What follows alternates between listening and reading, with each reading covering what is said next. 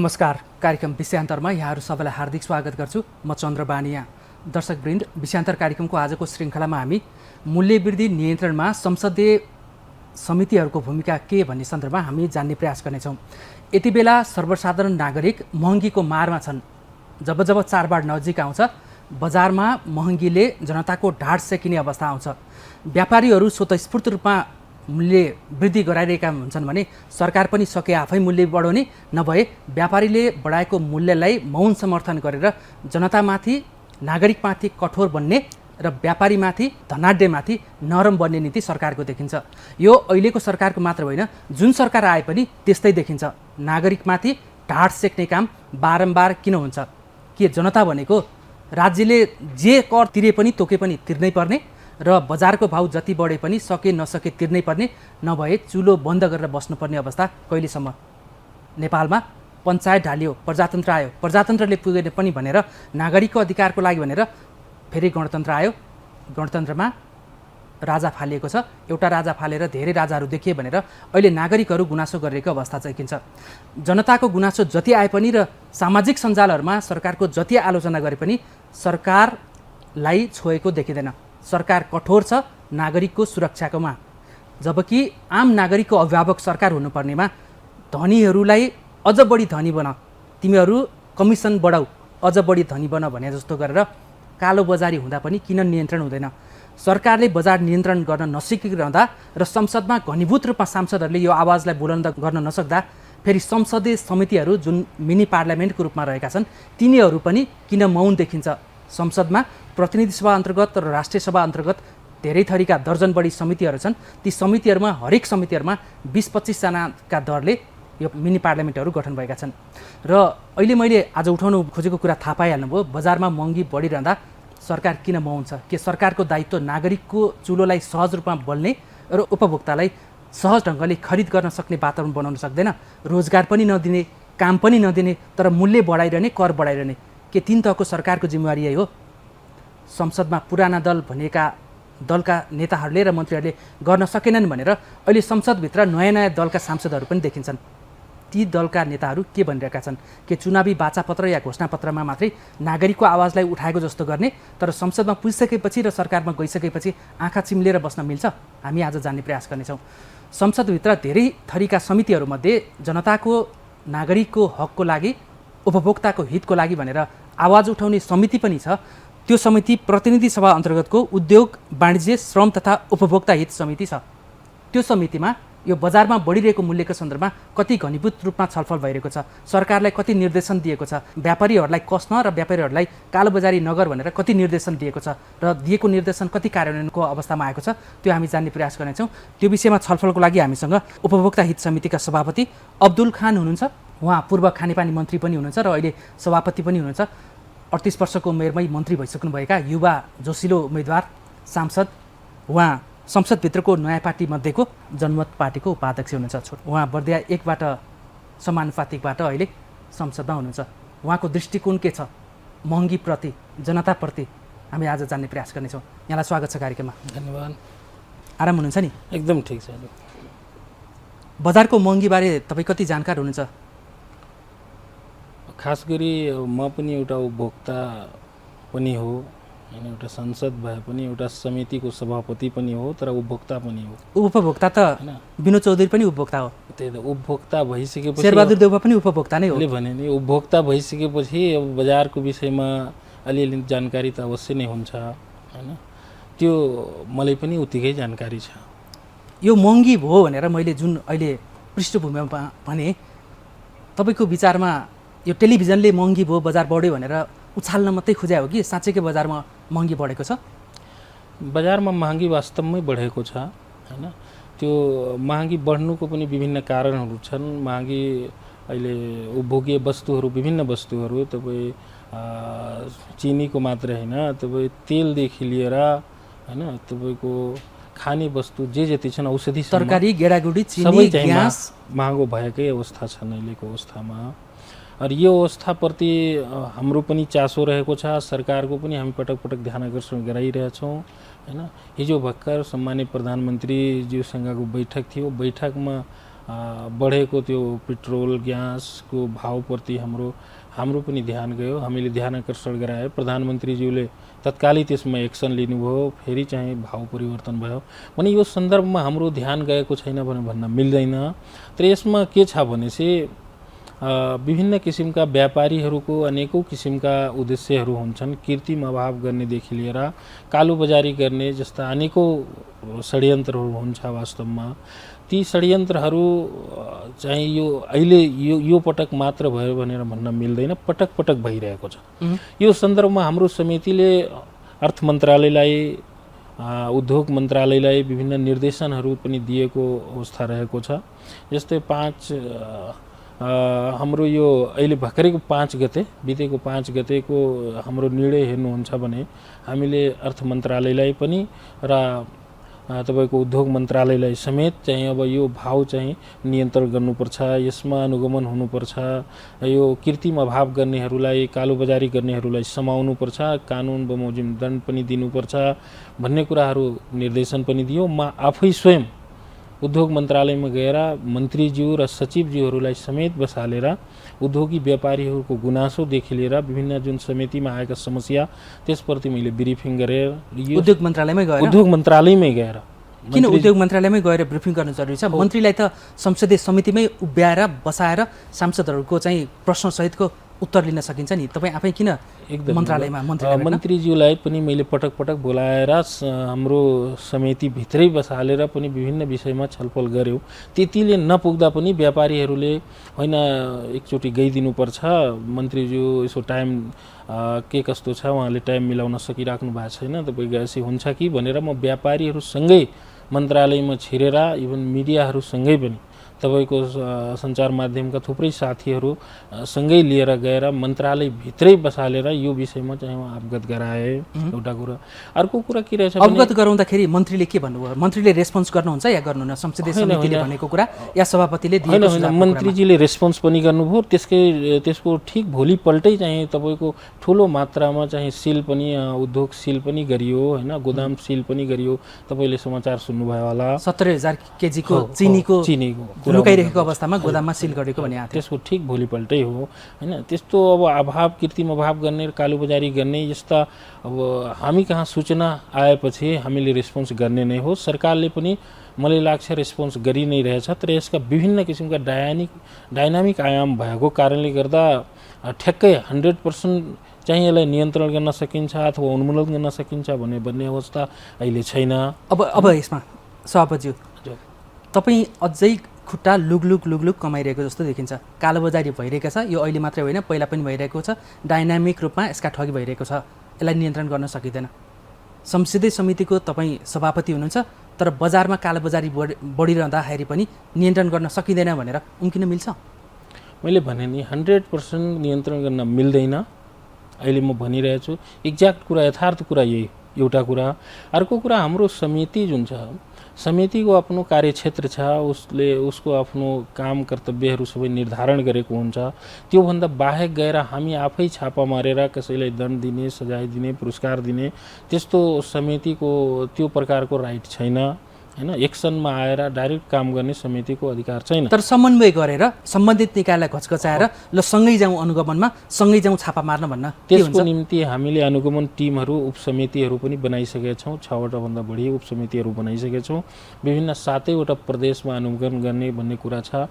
अहिले तपाईको 753वटा पालिका र यता 7वटा सरकार, एउटा संघीय सरकार भनेपछि 761वटा सरकारहरू रहेका छन्।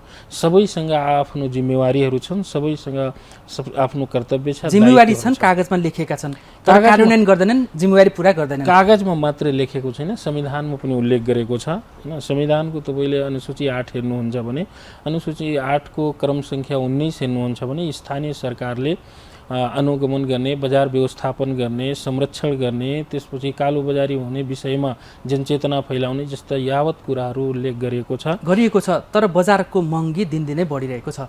यो बढेकोलाई कसरी रोक्ने भन्नेमा हो। जस्तै तपाईँ पनि सामान्य परिवारबाटै आएको, बर्दियाको अवस्था के छ हामीलाई थाहा छ हैन। थारूहरूको बाहुल्यता रहेको हैन। अब उनीहरू खेतमा, जमिनमा, सडकमा, निर्माणको क्षेत्रमा सबैभन्दा बढी पस्ने बगाउने उनीहरू नै छन् हैन। उनीहरूको अवस्थालाई हेरेर पनि तपाईँहरू उनीहरू अब राजधानीमा पढ्न आएका होलान् होइन, राजधानीमा पनि सबै मान्छे चाहिँ व्यापारी नै छन् भन्ने होइन, सबै विनोद चौधरी जस्ता या मन्त्रीका लेभलका छैनन् या कमाउन सक्ने व्यापारी छैनन् होइन। सर्वसाधारणको चुलो बल्न नसक्रिएको अवस्थामा मेरो बर्दियाको स्थानीय जनताको अवस्था के छ, अन्य जिल्लाको पनि अवस्था के छ त्यस्तै होला। त्यसकारण मैले पाएको यो पहिलो अवसरलाई चाहिँ एउटा सुनौरो अवसरको रूपमा एउटा अङ्कित हुने ढङ्गले चाहिँ म आफ्नो जिम्मेवारीबाट प्रभावकारी भूमिका निर्वाह गर्छु भनेर अलिकति सडकमा अलिकति छापा मार्ने शैलीमा चाहिँ कि आफ्नै संसदीय समितिलाई परिचालन गर्नु पर्यो, यदि होइन भने वाणिज्य विभाग या उद्योग मन्त्रालय अन्तर्गतको जुन जुन निकाय छ या प्रहरीको सङ्गठनहरू उनीहरूलाई चाहिँ समन्वयात्मक रूपमा कसरी परिचालन गर्ने भन्नेमा सभापतिले आफ्नो अधिकार आफ्नो क्षमता किन प्रदर्शन नगर्ने? एकदम गर्ने। हामी जनताप्रति जिम्मेवार पनि छौँ, उत्तरदायी पनि छौँ, इमान्दार पनि छौँ। किनभने म जुन ब्याकग्राउन्डबाट आएको छु त्यो मलाई थाहा छ। हामीले झोला बोकेर बजारमा गएर आफै सब्जी किनेर ल्याएपछि आफै पकाएर खाने अवस्थाबाट म आएको हो। त्यसकारण त्यो कुरा मलाई एकदम थाहा छ। बर्दियाको मात्र होइन, हुम्ला जुम्ला, कालीकोट, दैलेख, जाजरकोटको पनि कुरा गरौँ, त्यहाँ पनि धेरै अवस्था गम्भीर अवस्था छ। त्यहाँका व्यक्तिहरूले, त्यहाँका मानिसहरूले नेपालगञ्ज बोर्डरमा आएर सब्जीहरू किनेर लैजाने अवस्था अहिले पनि छ, त्यो मलाई ज्ञात छ। त्यो यावत कुराहरू हुँदा पनि हेर्नुहोस्, यो मैले योभन्दा पहिला पनि भनिसकेँ, एकैजनाले एकै पटक हामीले नै सबै परिवर्तन गरिदिन्छौँ भन्ने अहिले सम्भव देखिरहेको छैन। यो कुरा कुरा गर्नु भएन सभापति, यो त लाछी कुरा हुन्छ है। तपाईँ जस्तो युवा 38 वर्ष उमेर नपुग्दै मन्त्री भइसकेको मान्छे अहिले तपाईँ यो उपभोक्ता हित समितिको सभापति तपाईँ पहिलोचोटि भएको होइन नि त। योभन्दा अगाडि पनि निरन्तर रूपमा सभापतिहरू भइरहेका थिए होइन। उनीहरूले कति गर्न सकेनन्, अहिलेसम्म आउँदा कति गर्यो गर्न सकेन भन्ने हो नि त। यो त एउटा लिगेसी बोकेको संसदीय समिति हो होइन। तपाईँहरू पटक पटक महँगी बढ्यो भन्दाखेरि यो अहिले नै नियन्त्रण गर्न सकिँदैन भनेर किन पञ्चायती काम गर्नुहुन्छ? हामी सक्छौँ, हामी कालोबजारलाई नियन्त्रण गर्छौँ, हामी यिनीहरूलाई कठघारामा उभ्याउँछौँ भनेर तपाईँहरू युवाको जोस किन दिनुहुन्न? तपाईँ किन निराशावादी जवाफ? मेरो कुरा तपाईँ सुन्नु न। यसमा 2-3टा कुरा छ। मैले 100% म आफै गर्न सक्छु या हाम्रै समितिले गरिदिन्छ भनेर म गर्न सक्दैन भन्ने कुरा मैले यथार्थ भनेको। तर समन्वयमा त प्रभावकारी भूमिका खेल्न सक्छ। त्यो जुन समन्वयको कुरा छ, भूमिकाको कुरा छ हैन, एकअर्कासँग मिलेर गएको कुरा छ, त्यो कुरा म कहीँ कतै चुकेको छैन। तपाईँ समितिको रेकर्ड हेर्न सक्नुहुन्छ। ठिक छ, मैले पटक पटक यो टेलिभिजनमा नआउँदैखेरि मैले यो कुराहरू आफ्नो समितिमा छलफल गरेर आएका डेलिगेसनहरूलाई सुनेर विभिन्न उपभोक्ता मञ्चदेखि लिएर सबैलाई बसालेर यो छलफल गरेर सरकारलाई आदेश दिइसकेको अवस्था रहेको छ। एकचोटि होइन, 2-3 चोटि मैले दिइसकेको अवस्था छ। हेर्नुहोस्, तर कार्यान्वयन भयो कि भएन दिएको निर्देशन? सबै निर्देशनहरू कार्यान्वयन भने भएको छैन। सबभन्दा महत्त्वपूर्ण दिएको निर्देशन चाहिँ के हो? सबभन्दा ठुलो महत्त्वपूर्ण निर्देशन भनेकै यो चिनी, चामल, गहुँ, तेलको यस्ता वस्तुहरू अहिले 5 टाइम्स सामान्य अवस्थाभन्दा चाडपर्वको समयमा 5 टाइम्स चाहिँ बढी उपभोगमा आउँछ। त्यसकारण यस्ता वस्तुहरूमा कालोबजारी, कृत्रिम अभाव, यस्ता महँगी नियन्त्रण गर्नको लागि सरकारले पहल गरिदिनुपर्छ भन्ने कुरा म आदेशै दिएको छु 2-3 पटक।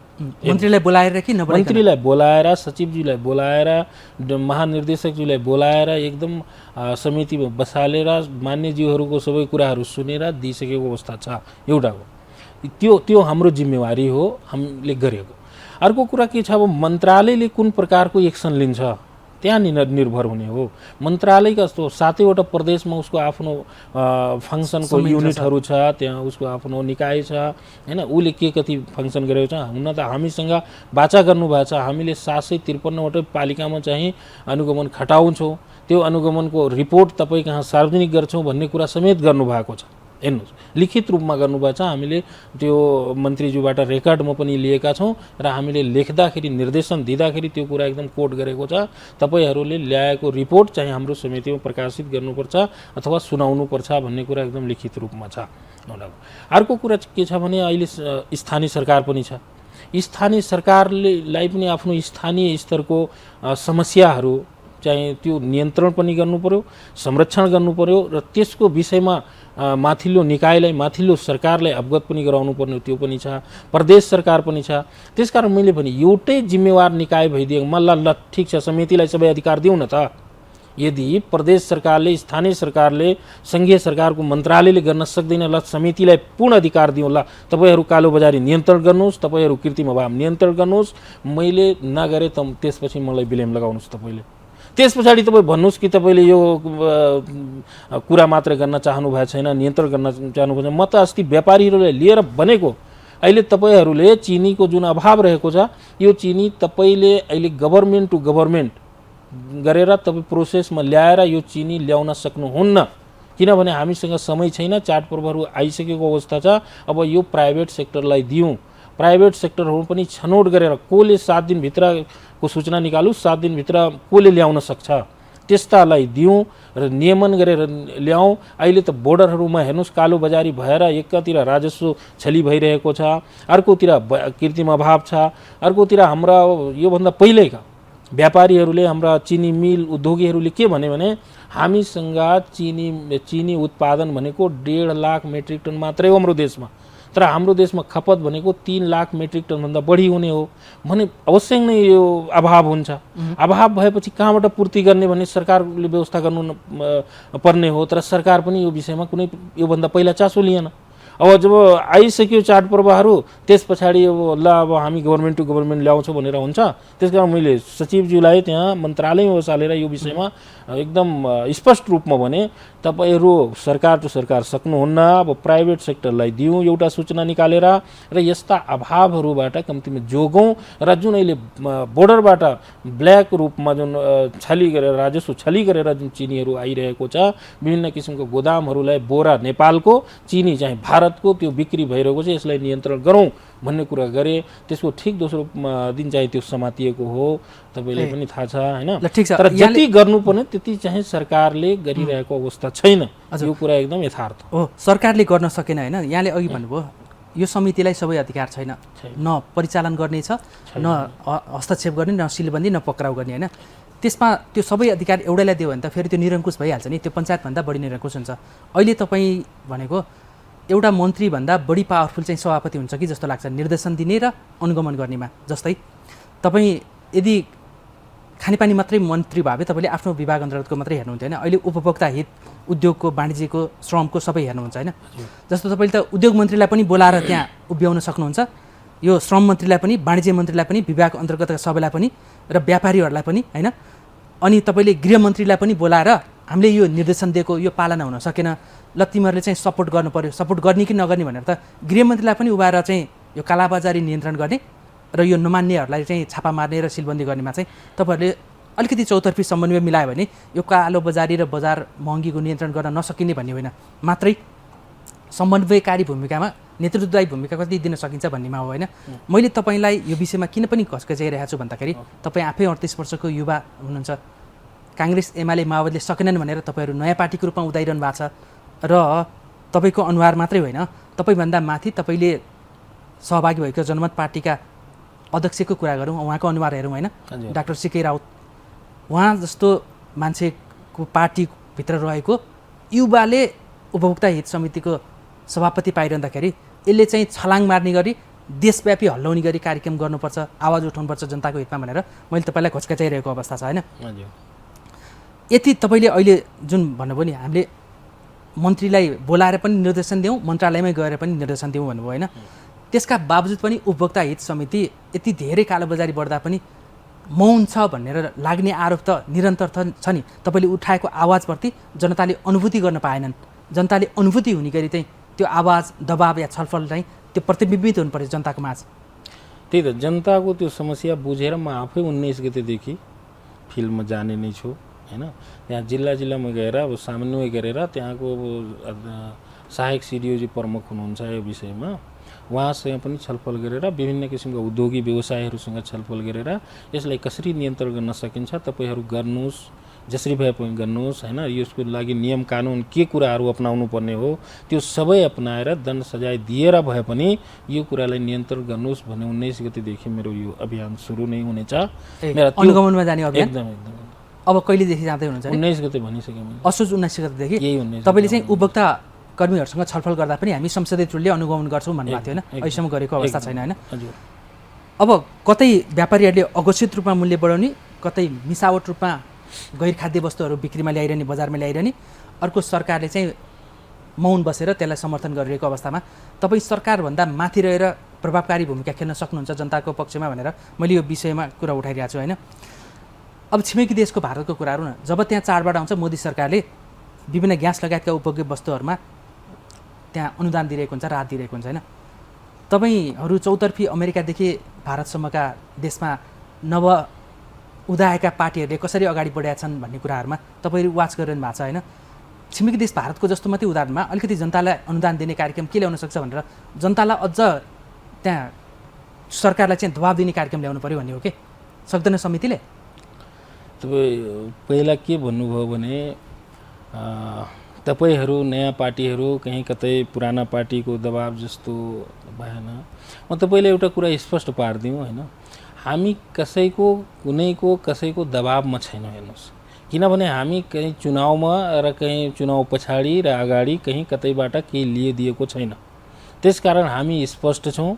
हामी संवैधानिक हिसाबले पनि पूर्ण तयारीमा छौँ। संविधानले जुन राइट दिएको छ त्यसलाई हामी प्रयोग गर्छौँ। त्यो चाहे कुनै व्यापारी होस्, चाहे त्यो कुनै कर्मचारी होस्, जोसुकै वर्ग तह र तबका होस्, हामी कसैलाई आफ्नो अधिकार जति मेरो छ त्यो अधिकार प्रयोग गर्नमा कहीँ कतैबाट चुक्दैन। यो कुरा एकदम स्पष्ट भन्नुहोस्, ठिक छ।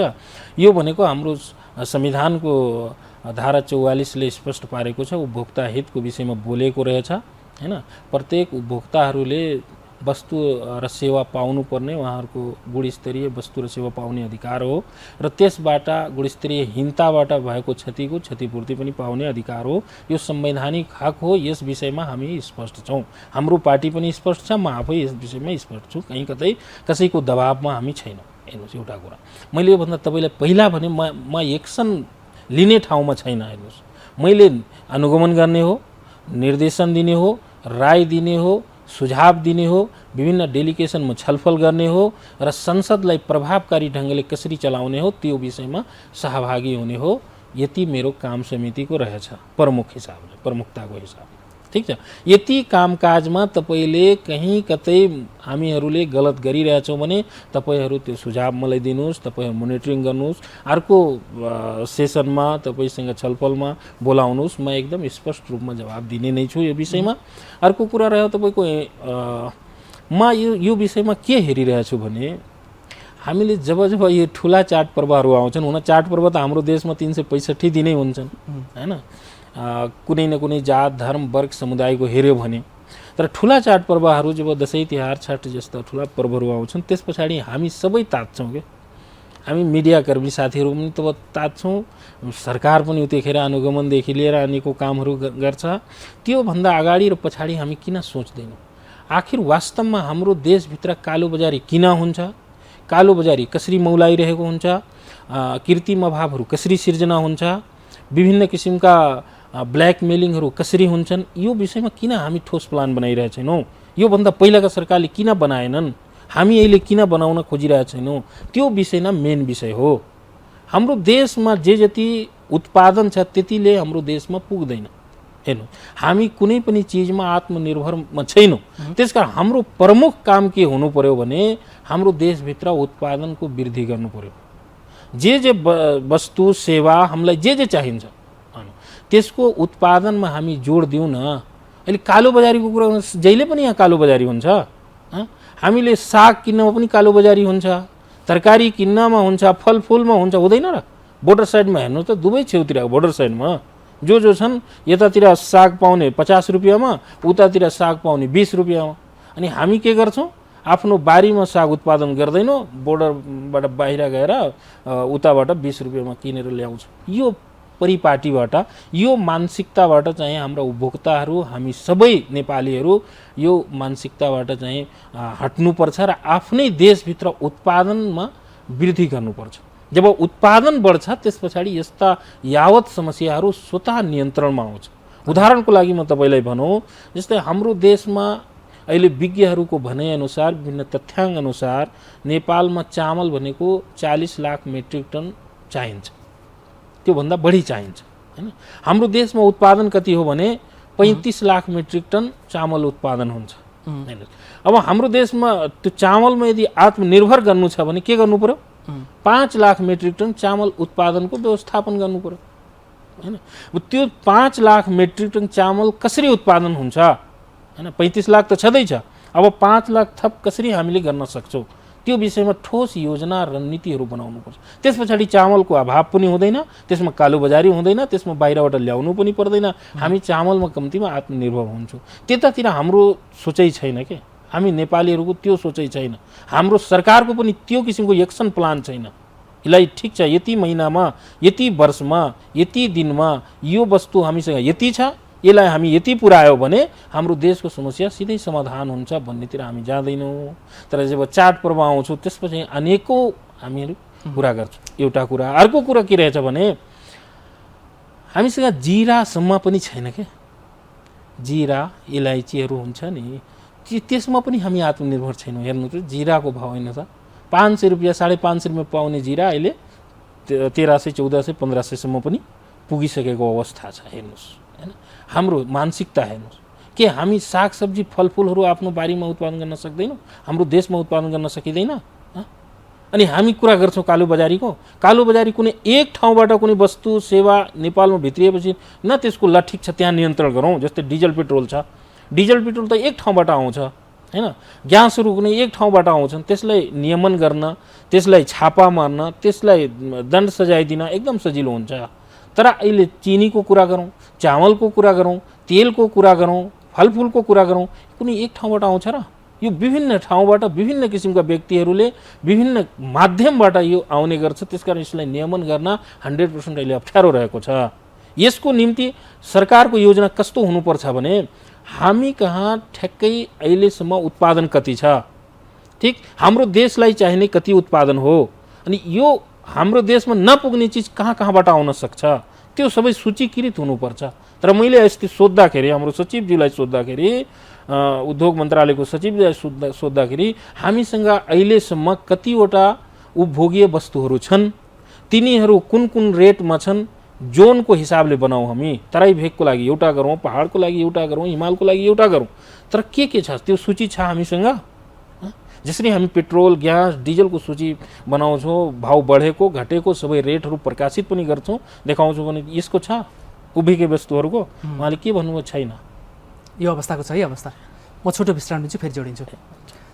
दर्शकवृन्द, JNN HD टेलिभिजनबाट प्रसारित कार्यक्रम विषयान्तरमा आज हामी देशमा महँगी बढिरहँदा चाडबाडको नजिक जनताको ठाड सेकिन गरी कालोबजारी र महँगी बढिरहँदा सरकार किन मौन र प्रतिनिधि सभा र राष्ट्रिय सभा अन्तर्गत रहेका समितिहरू र समितिभित्रका सांसदहरू यस सन्दर्भमा के गरिरहेका छन्? मौन बसिरहेका छन् या अनुगमन गर्ने अनुमति पाएको र जिम्मेवारी पाएको उपभोक्ता हित समिति छ प्रतिनिधि सभा अन्तर्गतको, यसले एक्सनमा जाँदैछ? हामी जान्ने प्रयास गरेका छौँ। यो विषयमा छलफलको लागि आज हामीसँग प्रतिनिधि सभा अन्तर्गत उद्योग वाणिज्य श्रम तथा उपभोक्ता हित समितिका सभापति अब्दुल खान हुनुहुन्छ। उहाँ पूर्व खानेपानी मन्त्री पनि हुनुहुन्छ र जनमत पार्टीको उपाध्यक्ष हुनुहुन्छ। छोटो विश्रामपछि फेरि जोडिनेछौँ।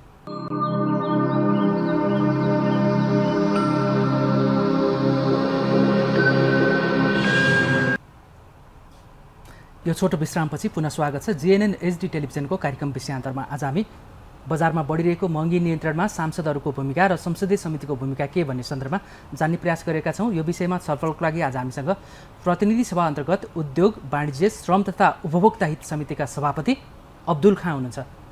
उहाँ जनमत पार्टीको उपाध्यक्ष हुनुहुन्छ। युवा सांसद, 38 वर्षको उमेरभित्रै मन्त्री भएर पनि अहिले सभापतिको भूमिकामा आफ्नो जिम्मेवारी निर्वाह गरिरहनु भएका उहाँले जनताको हितमा उपभोक्ताको हितमा के गर्नुहुन्छ हामी जान्ने प्रयास गरेका छौँ। यहाँलाई पुनः स्वागत छ। धन्यवाद। तपाईँहरू जस्तो युवा सांसदहरूले सभापति या मन्त्री पाएको देख्दा र हामीलाई चाहिँ मिडियामा बोलाउनु पाउँदा खुसी पनि लाग्छ कि, तर तपाईँहरूको लुगलुग खुट्टा कामेको देख्दा चाहिँ फेरि हामीलाई ओहो युवालाई ल्याउँदा पनि फेरि बुढापाका जस्तै हुने रहेछन् भनेर कहिलेकाहीँ हामीलाई खल्लो पनि लाग्छ। त्यसकारण त्यो खल्लोमा फेरि नुन थप्दै अलि नुनुले टेस्टी बनाउनु होला, त्यो भने तपाईँकै जनमत पार्टीलाई फाइदा हुन्छ भनेर मैले तपाईँलाई यो स्पेस क्रिएट गरिरहेको छु। अघि बजारमा व्यापारीहरूको रजगज बढिरहँदा सांसदहरू निरीह हुने अवस्था देखिन्छ। जस्तै तपाईँले नै अघि भन्नुभयो, हामीले पटक पटक छलफल गर्छौँ, पटक पटक मन्त्रीलाई बोलाउँछौँ, व्यापारीलाई बोलाउँछौँ, निर्देशन दिन्छौँ, तर कार्यान्वयन नै हुँदैन। कार्यान्वयन नै नहुने अवस्थामा गएपछि त्यो छलफल गरिरहनुको औचित्य के? सांसदहरूको समय बर्बादी मात्रै भएन? मेरो प्रश्न। पहिलो कुरा त हामी नयाँहरू ल्याङल्याङमा छैनौँ। हामी नयाँहरूलाई पनि अहिले केही बाध्यताहरू रहेको छ, किनभने हाम्रो सङ्ख्या जुन हुनुपर्ने एउटा हामीले गरेको निर्णय, हामीले बोलेको वचन त्यो लागू गर्ने अवस्थामा अहिले हामी नयाँहरू छैनौँ। नयाँहरू जति छौँ एक ठाउँमा भए पनि अहिले एउटै आवाज बनिदिए पनि त्यो पोजिसनमा हामी छैनौँ, किनभने यो लोकतन्त्र हो। लोकतन्त्रको डिमेरिट भनौँ या मेरिट भनौँ, जे भने पनि एउटा सङ्ख्यामा चाहिँ धेरै निर्भर हुन्छ। मैले तपाईँको बहुमत पुगेपछि मात्रै यो सबै राम राज्य आउँछ भन्न खोजे होइन कि यो समितिहरू जनताको हितमा, महँगी विरुद्धको उपभोक्ताको हितमा चाहिँ लड्ने हो भने तपाईँको समितिभित्र कति 25-26 सदस्य त कम्तीमा होलान्। त्यो 25-26 सदस्यहरू त जनताको हितमा, उपभोक्ताको हितमा, व्यापारीको दबा र त्यो रजगजको विरुद्धमा त एकमत हुन सक्ला नि। त्यसमा जनमत पार्टीकै बहुमत चाहिन्छ भन्ने हो र? त्यो त समितिमा हाम्रा सबै मान्यज्यूहरू एकमत छन्, हेर्नुहोस् होइन। त्यहाँ कुनै त्यस्तो पार्टीगत कुराहरू, त्यस्तो जनताको हित विपरीतका कुराहरू हुँदैन। एकदम हितमै कुरा हुन्छ, हितमै हामी निर्णय गर्छौँ, बोलाएर पनि गर्छौँ। तर तपाईँले भने जस्तै हामीले दिएको सबै निर्देशनहरू कार्यान्वयन नहुने अवस्थामा छन्। त्यो सरकारसँग भन्दाखेरि, सरकारसँग सोद्धाखेरि, मन्त्रीज्यूसँग सोद्धाखेरि उहाँले आफ्नै किसिमको समस्याहरू देखाउनुहुन्छ हैन। त्यसकारण हामीले बोल्ने बित्तिकै सबै कार्यान्वयन हुन्छ, हामीले आदेश दिने बित्तिकै कार्यान्वयन भइदिएको भए त यो समस्या आउने थिएन। यदि कार्यान्वयन हुँदैन भने त छलफल गर्नु र समय त्यत्रो बैठकको लागि खर्च गर्नु, मैले भने नि त्यो औचित्य हुँदैन नि। सबै निर्देशन औचित्यपूर्ण बनाउनु पर्यो। म भन्दैछु सबै निर्देशनहरू कार्यान्वयन भइहाल्छन् या हुन्छ भन्ने अहिलेको अवस्थामा छैन। त्यसो भयो भने त फेरि व्यापारीको मनोबल बढिहाल्यो नि। होइन, तर केही कार्यान्वयनै हुँदैन भनेर पनि भन्न मिल्दैन, किनभने मैले तपाईँलाई पहिला पनि भने धेरै निर्देशनहरू कार्यान्वयन भएको अवस्था छ होइन, भइरहेको पनि अवस्था छ। अहिले अनुगमनको पाटो जुन छ यो सबै तहमा अहिले अनुगमन सुरु भइसकेको छ, मन्त्रालयले पनि गरिसकेको अवस्था छ, तपाईँ बुझ्न सक्नुहुन्छ हैन। तर त्यसलाई अझ स्पष्ट रूपमा, अझ नियमन रूपमा, अझ जनताको नजरमा हुने खालको त्यस्तो सक्रिय रूपमा भएको छैन, किनभने त्यो म पनि भोगिरहेको अवस्था छ। तपाईँले देखाउने बेला आएको छ है। अब सुन्नुहोस्, काङ्ग्रेसले सकेन, एमाले सकेन भनेर माओवादी आयो। माओवादीले पनि नसकेपछि अहिले जनमत पार्टी पनि छ। जनमत पार्टीकै कुरा गर्दाखेरि सङ्घीय संसदमा तपाईँहरू 6 जना हुनुहुन्छ, मध्य प्रदेशमा 13 जना हुनुहुन्छ, लुम्बिनी प्रदेशमा 3 जना हुनुहुन्छ। तर प्रतिनिधिमूलक रूपमा त यो सङ्ख्या त राम्रै हो नि। पहिलोचोटि चुनावमा भाग लिएको पार्टीले 13, 6 र 3 सदस्य आउनु भने त राम्रो हो। र फेरि केन्द्रमा पनि सरकारमा सामेल छ, प्रदेशमा पनि मध्य प्रदेश र लुम्बिनी प्रदेशमा तपाईँहरू सरकारमा सामेल हुनुहुन्छ होइन। छोटो अवधिमै पपुलारिटी कमाइरहनु भएको छ, अनि निर्णायकतामा सहभागिता पनि छ होइन। यस्तो बेलामा तपाईँले सभापति पाएको बेलामा किन जनताको हितमा अझ राम्रो छाप नछाड्ने भनेर मात्रै मैले तपाईँलाई भनिरहेको अवस्था छ होइन। अब एउटा म उदाहरण दिउँ न, ग्यासकै कुरा गरौँ। अहिले ग्यासको बढी चर्चा छ, 1 महिनामा 400 भन्दा बढी मूल्य बढाएको भन्नेमा छ। केही वर्ष अगाडिसम्म 1200-1300मा प्रति सिलिन्डर किनिरहेको ठाउँमा अहिले हामी 2000 माथि सिलिन्डर किन्न बाध्य छौँ। जनतालाई अत्यावश्यक भइसकेको छ। वातावरणीय हिसाबले जङ्गल काट्न पाइँदैन, रुख काट्न पाइँदैन भनेको छ। रुखको संरक्षण, वातावरण संरक्षणको लागि जङ्गलमा नजाने अवस्थामा ग्यासको उपभोक्ताहरू बढिरहेको सन्दर्भमा दैनिक रूपमा बाल्नै पर्ने, चुलो बाल्नको लागि उपयोगमा आउने ग्यासमा मूल्य वृद्धि भइरहँदा पनि तपाईँहरू सडकमा टायर बाल्ने या चक्काजाम गरेपछि मात्रै काम सुन्ने हो कि जस्तो, या सांसदहरू चाहिँ छलफलको लागि छलफल गरौँ, फेरि बाहिर विरोधमा चाहिँ आउनुहोस् है तपाईँ सबै पार्टीको भनेर बैठक बस्नको लागि मात्रै बैठक बसे जस्तो देखिया छ। अलिकति जनताले अनुभूत हुने गरी निर्णय र निर्णयको कार्यान्वयन आएन। अब ग्यासको सम्बन्धमा तपाईँहरू छापा मार्न सक्ने सामर्थ्य राख्नुहुन्छ या राख्नुहुन्न? अनुगमन जस्तो उपभोक्ता समिति छ, वाणिज्य विभाग छ, उनीहरूलाई चाहिँ अलिकति गोरुलाई चलाउँदाखेरि पछाडि पुच्छर निमेट्नु पर्ने हुन्छ नि। त्यस्तै गरी यो सरकारी निकायहरूको पुच्छर निमेट्नु पर्यो, समितिले अलिकति त्यहाँ लिडरसिप लिनु पर्यो भन्ने हो हाम्रो चासो। ठिक छ, हामी लिडरसिप लिन्छौँ पनि, अहिले लिइ पनि रहेछौँ र हजुरले यो घचघचाइराख्नुभएछ, भनिराख्नुभएछ, हामीलाई आदेश दिइराख्नुभएछ। म आफ्नो हिसाबले त्यो आदेशै मान्छु, किनभने तपाईँले बोलेको कुरा तपाईँको मात्रै होइन, यो आम जनताले बोलेको आवाज हो। यसलाई म एकदम शिरोधार्य गर्छु र गरिरहेको पनि छु हेर्नुहोस् होइन। यो भाव बढ्ने बित्तिकै मैले भने हिजो प्रधानमन्त्रीजी कहाँ पुगेर यस विषयमा छलफल भयो, प्रधानमन्त्रीजीले तुरन्तै चाहिँ बोलाउनु भयो र यो रिटर्न पनि गर्नुभयो। यो कुरा पनि तपाईँलाई थाहा छ। त्यो अलिकति चासो दिएरै हो, सरकारले पनि चासो दिएछ, हामी पनि त्यो विषयमा चासो दिएर यो भाव चाहिँ अहिले फेरि घटेको अवस्था छ। जति थियो त्यति निर्धारण गरेको छ एउटा कुरा। अर्को कुरा के छ भने एउटा बढ्ने कुरा जुन छ एउटा कुनै निरन्तर पनि हुन्छ। केही न केही मात्रामा जब सबै वस्तुहरू, सबैका भावहरू, सबै सेवाहरूमा वृद्धि हुन्छ त्यस पछाडि निरन्तर प्रक्रियामा जुन बढ्नुपर्ने हो त्यो त बढ्छ नि। यो इन्टरनेसनल मार्केटदेखि लिएर नेपालसम्मको मार्केटको अवस्था हुन्छ एउटा कुरा। त्यसमा हामी साह्रै आत्तिसक्नुपर्ने अवस्था हुँदैन। जुन निरन्तर वृद्धि हुने कुरा छ त्यो हुन्छ। अर्को एकैचोटि अब कुनै एउटा मानव चाडपर्वलाई लक्षित गरेर जुन एक्कासी चाहिँ वृद्धि गर्नु, यो भनेको यसलाई नियन्त्रण गर्नुपर्छ, यसमा दण्डित पनि गर्नुपर्छ। त्यो प्रक्रिया पनि भइ नै रहेको अवस्था छ अहिले, हैन। अर्को कुरा के छ भने हामी ग्यासमै कहिलेसम्म निर्भर रहने, त्यसको निम्ति अल्टरनेटिभ बाटो पनि खोजिराख्नुपर्छ नि त। यसको निम्ति सरकारको त्यो किसिमको पोलिसी हुनुपर्छ कि अब हामी डिजल ग्यासमै मात्र निर्भर हुने, जुन हाम्रो देशमा छँदै छैन, जुन बाहिरैबाट ल्याएर मात्रै हुन्छ भने त्यस्ता कुराहरूमा पनि निर्भर नरहेर आत्मनिर्भरताको निम्ति, त्यसको उपयोगिताको निम्ति चाहिँ देशभित्र के छ त्यो सम्बन्धी पनि एउटा भिजन मिसन बनाउनु पर्ने हुन्छ। यसमा पनि हामी सचेतीकरण सरकारलाई गराइ नै रहेछौँ समिति मार्फत। त्यसको विकल्प भनेको पानीबाट विद्युत, बिल्कुल ग्यासको विकल्पमा विद्युतलाई बढी खपत बढाउँ, त्यो पनि हामीले सिस्टम सोचिराखौँ। किनभने यो ग्यास, डिजल, पेट्रोल अब अन्य देशबाट ल्याउनै पर्छ। कहिले अब देश विभिन्न किसिमको समस्याहरू पर्छन्, देश विदेशका समस्या हुन्छ, विभिन्न किसिमका इन्टरनेसनल मार्केटमा भाउ बढेको पनि अवस्था हुन्छ र आकाशी बढाइदिएको पनि हुनसक्छ, विदेशका मार्केटहरूमा बढाइदिएको पनि हुन्छ, होइन। त्यो हिसाबले त्यसमा मात्रै हामी निर्भर नरहौँ। यता हाम्रो देशमा जे छ पानी छ त्यसबाट विद्युतको बढी उपयोग गरौँ, बढाउँ, होइन। ग्यास उत्पादन गरौँ आफ्नै देशभित्र पनि।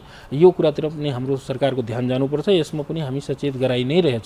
हजुर, सचेत गराउनु राम्रो हो, विकल्प सहित जानु। जस्तो पानी खेर गइरहेछ, विद्युत उत्पादन निकाल्न सकेको छैन, उपभोक्ताले किन्ने मूल्यभन्दा आधा मूल्यमा भारततिर विद्युत बिक्री भइरहेछ, तर ग्यासको विकल्पमा विद्युतलाई घरमा इन्डक्सनमा बढाउन सकेको छैन, होइन।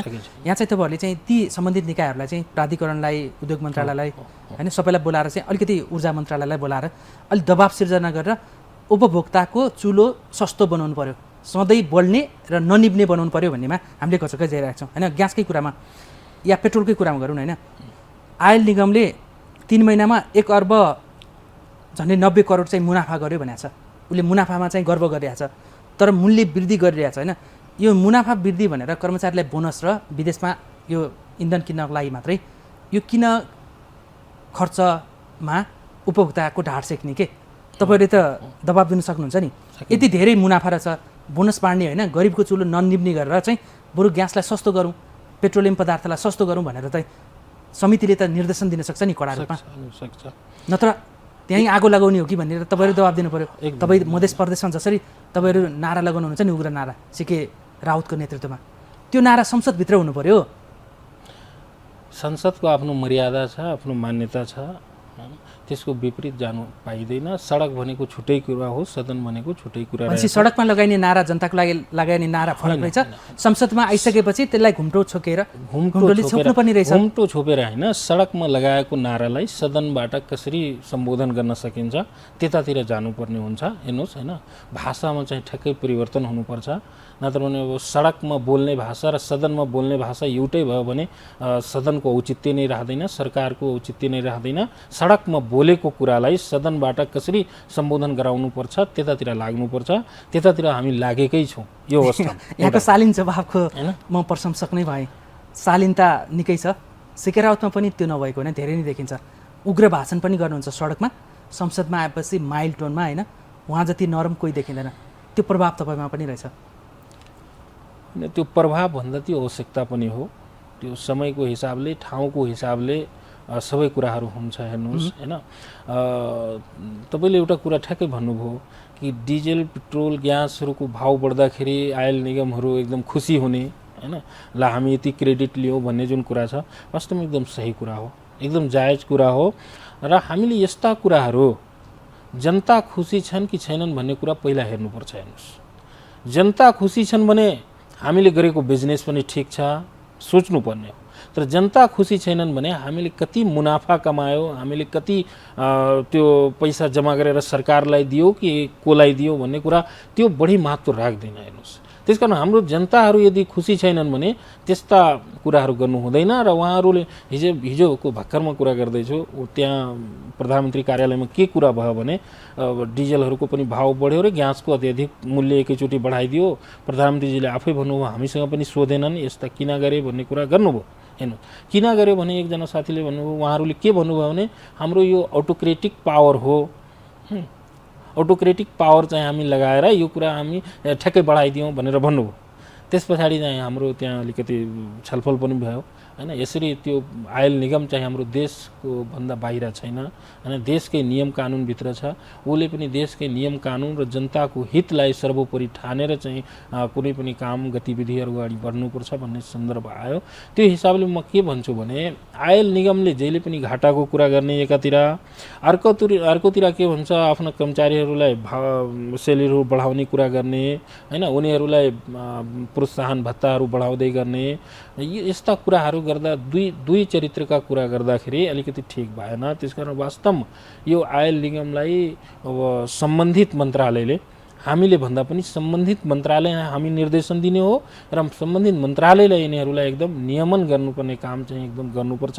नत्र भने यसले गर्दा झन् उपभोक्ताहरू बढी मारमा, बढी मर्कामा परिरहेको अवस्था छ। यसलाई गर्छौँ हामी, समितिबाट पनि गर्छौँ। समितिले एउटा निर्णय गर्न सक्छ? एउटा निर्णय चाहिँ छ नि, यहाँलाई सुझाव भए पनि यहाँले सुझाव पाइसक्नु भएको छ। म फेरि मिडियाको तर्फबाट यहाँलाई दिन पनि चाहन्छु होइन। त्यो भयो नि एउटा क्रान्तिकारी छलाङ हुनसक्छ कि जस्तो लाग्छ। युवा अब्दुल खाँ सभापति हुँदाखेरि एउटा यो चाहिँ गतिलो निर्णय भयो भनेर अहिले जुन नेपाल आयल निगमको दादागिरी छ, आफै खरिद गर्ने, आफै बिक्री गर्ने, आफै स्टोरेज गर्ने, आफै मुनाफा बाँड्ने, अनि मूल्य वृद्धिको पनि मूल्य निर्धारण पनि आफै छ होइन। यसको एकाधिकारलाई तोड्नलाई एउटा विधेयकै उपभोक्ता हित समितिबाट उठायो भने के हुन्छ? यसको एकाधिकार चाहिँ तोड्नु पऱ्यो कि अब। एकदम सही कुरा गर्नुभयो। म खानेपानी मन्त्री हुनुभन्दा अगाडि उद्योग मन्त्रीको धेरै चर्चा थियो, हजुर पनि समाचारहरू पढ्नुभयो होला होइन। उतिखेर उद्योग या कृषि मन्त्री मात्रै बढी उद्योगकै थियो होइन। उतिखेर मैले यो विषयमा अलिकति एउटा कार्यपत्र चाहिँ बनाएकै थियौँ हामी। हेर्नुहोस् कसरी आयल निगमलाई हामीले निगमको रूपमा मात्र हेर्न सक्छौँ, यसको दादागिरीलाई कसरी हामी तोड्न सक्छौँ, जनताको हितमा कसरी यसलाई नियमन पार्न सक्छौँ भन्ने एउटा हामीसँग योजना नै थियो। हेर्नुहोस्, तर अब सौभाग्यवश भनौँ दुर्भाग्यवश भनौँ मलाई खानेपानी मन्त्री बन्नु पर्यो। मैले बने खानेपानी मन्त्री, मैले 2 महिना 6 दिन त्यो गइसकेको कुरा भयो। अब आउने दिनमा यो निर्णय, यो विधेयकको लागि उपभोक्ता हित समितिले प्रक्रिया अगाडि बढाउन सक्छ? एकदम बढाउन सक्छ। त्यो विधेयकको निम्ति सरकारलाई निर्देशन दिएर यो विधेयक ल्याउनु पर्छ भनेर गर्न सक्छ। यो किन उदाहरण दिन्छु भने नि, जस्तै हामी 51-52 सालतिर जाउँ, 50-49-52 सालतिर होइन, त्यति बेला एक लाइन टेलिफोन लिनको लागि 1.5 लाखसम्म खर्च गरेको उदाहरण थियो।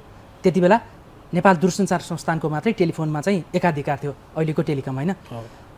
उसले 1.5 लाख हुँदै 1 लाख हुँदै त्यहाँ दलाली गर्ने, बिचौलियाहरूले अझ बढीमा बेच्ने काम गर्ने, टेलिफोन चाहिँ बिचौलिया मार्फत बेचेर उनीहरूले काठमाडौँमा जमिन किनेको पनि धेरै उदाहरणहरू थियो होइन।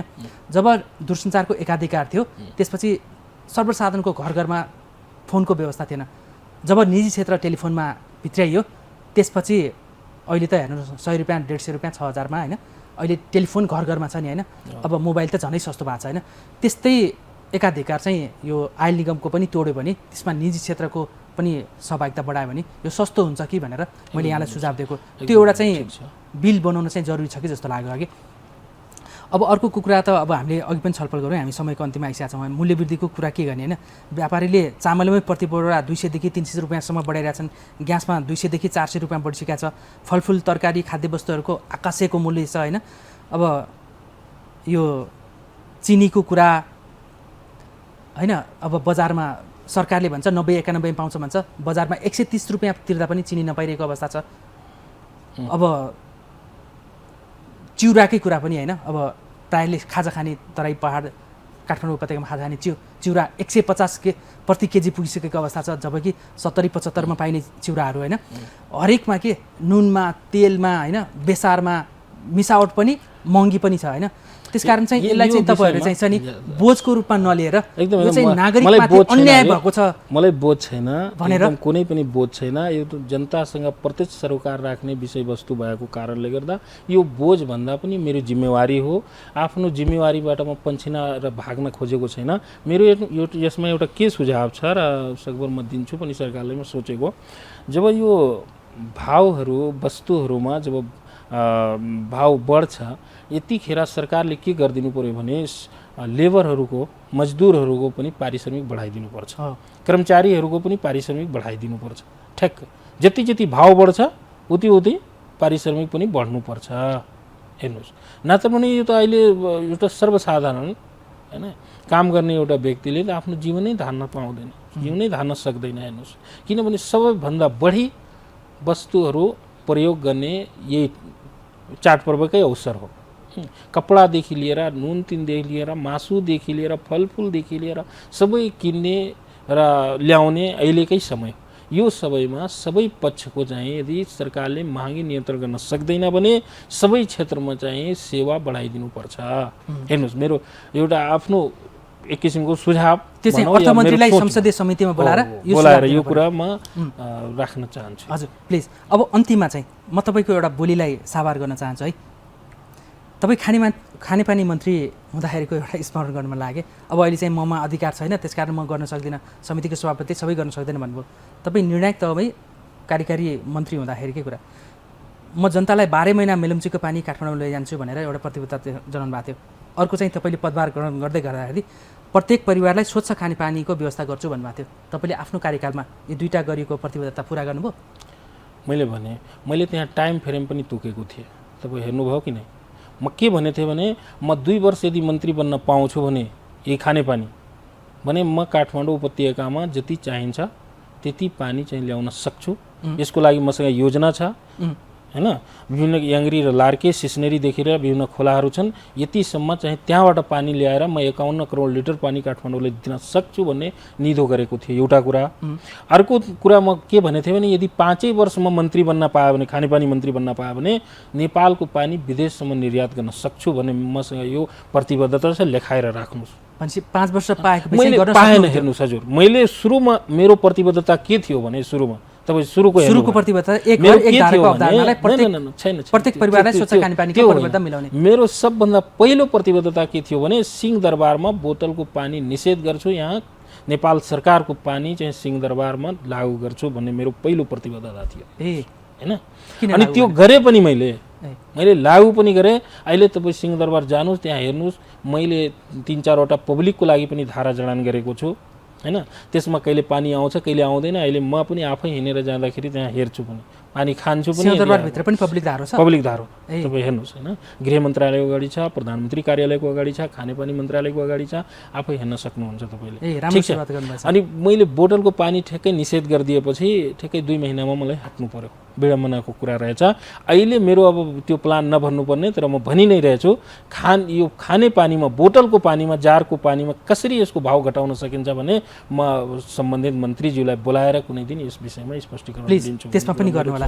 मैले अहिले तपाईँसँग यो उपभोक्ता हित समितिको सभापतिसँग यति खरो रूपमा यो उपभोक्ताको हितलाई किन उठाएँ भन्दाखेरि यो तपाईँको पार्टीको एजेन्डालाई मैले यहाँ साभार गरेँ हो कि।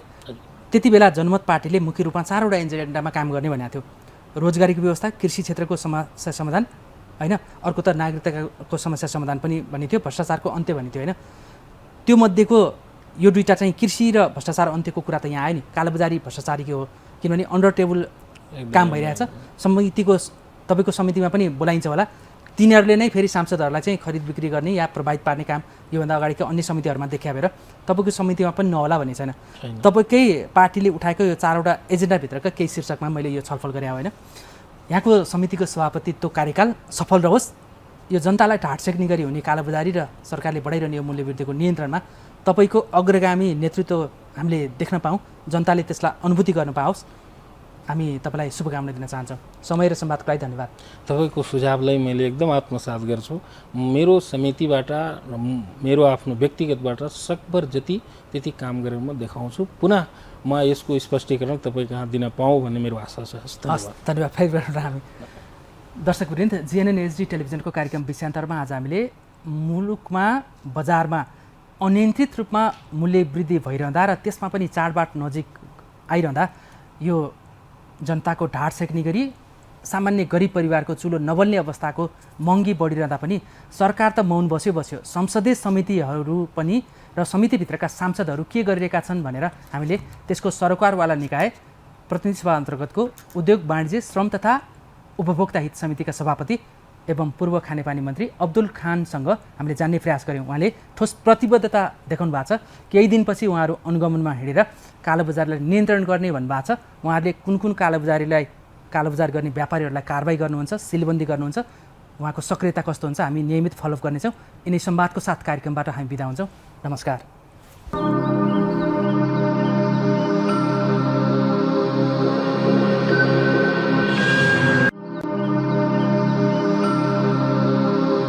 Brought to you by Kathmandu Engineering College is where you learn. छिटो भनेकै world link Nepal finance limited.